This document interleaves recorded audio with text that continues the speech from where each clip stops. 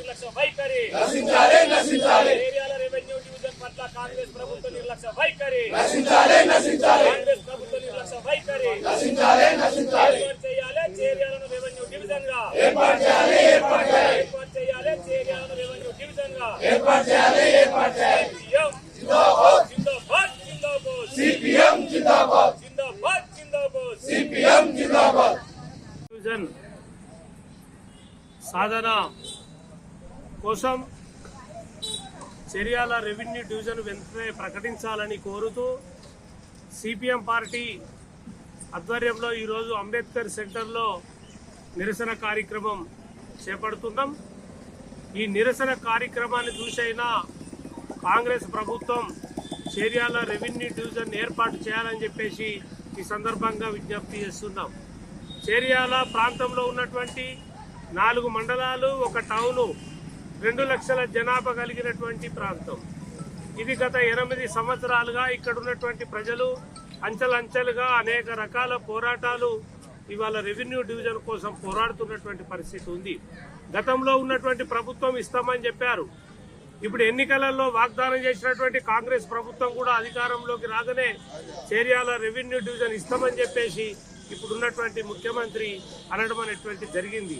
మరి ఇప్పుడు సంవత్సరము కావస్తున్నది, ఈ రోజు వరకు కూడా చెరియాల ఊసే లేనటువంటి పరిస్థితి ఉన్నది.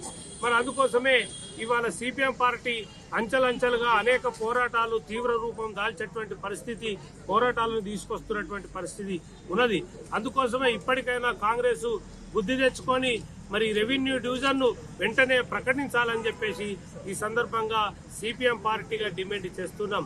అట్లనే ఈ చెరియాల ప్రాంతంలో ఉన్నటువంటి కాంగ్రెస్ నాయకులు, జనగామ జిల్లా అధ్యక్షులు కొమ్మూరు ప్రతాప్ రెడ్డి, ఆయన ఎన్నికల వాగ్దానంలో చెరియాల రెవెన్యూ డివిజన్ సాధిస్తా అని చెప్పిండు. ఇప్పుడు మరి సంవత్సరం గడిచింది. ఇప్పుడు కొమ్మూరు ప్రతాప్ రెడ్డి పరిస్థితి ఏడికొచ్చిందంటే ఆయన చెరియాల ప్రాంత రాజకీయాలలో శిఖండి లాగా వ్యవహరిస్తున్నాడు. ఆయన శిఖండి పాత్ర, ఆయన దుర్మార్గంగా వ్యవహరిస్తున్నాడు. చెరియాల ప్రాంతాన్ని పట్టించుకోవడం లేదు.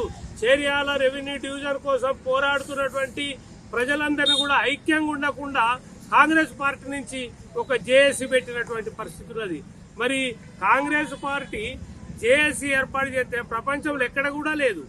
ప్రతిపక్షాలు సమస్యల పరిష్కారం కోసం పోరాటం చేస్తారు.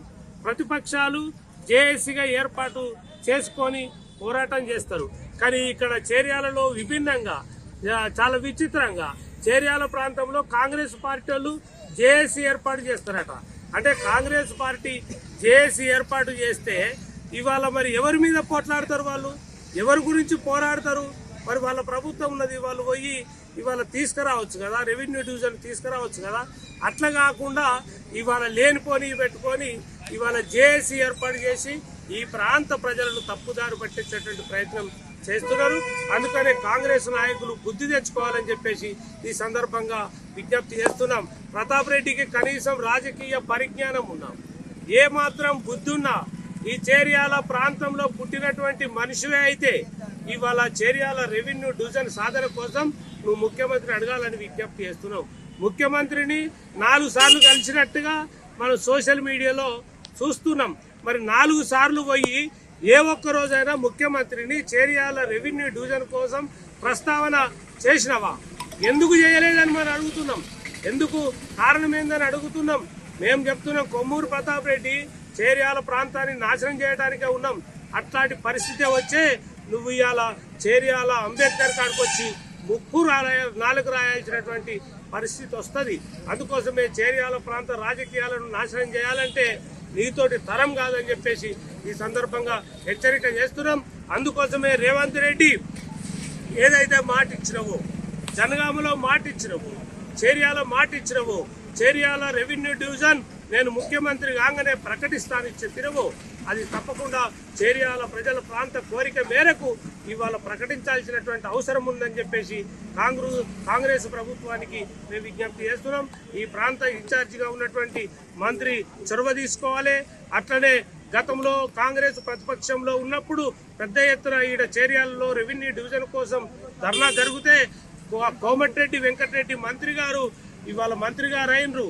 ఆయన వచ్చి చేర్యాల ప్రాంతాన్ని రెవెన్యూ డివిజన్ చేయాలని చెప్పేసి ఆయన ఎంపీగా లెటర్ ఇచ్చాడు. ఇప్పుడు ప్రభుత్వంలో మంత్రిగా ఉన్నాడు. ఆయన పట్టించుకొని ఇది చేర్యాల రెవెన్యూ డివిజన్ వెంటనే ప్రకటించాలని చెప్పేసి ఈ సందర్భంగా సిపిఎం పార్టీగా డిమాండ్ చేస్తున్నాం. లేకపోతే రేపు రాబోయే కాలంలో ఈ ప్రాంతంలో ఉన్నటువంటి ప్రతిపక్ష పార్టీలను అన్నింటినీ కూడా కలుపుకొని అట్లానే మాలమానాడు, ఎంఆర్పిఎస్, విద్యార్థి సంఘాలు, రాజకీయ పార్టీలను కాంగ్రెస్ తప్ప మిగతా పార్టీలన్నింటినీ కూడా ఐక్యం చేసి ఈ ప్రాంతంలో రెవెన్యూ డివిజన్ కోసం ఒక బలమైనటువంటి పోరాటాన్ని తీసుకొస్తామని చెప్పేసి ఈ సందర్భంగా సిపిఎం పార్టీగా తెలియజేస్తున్నాం.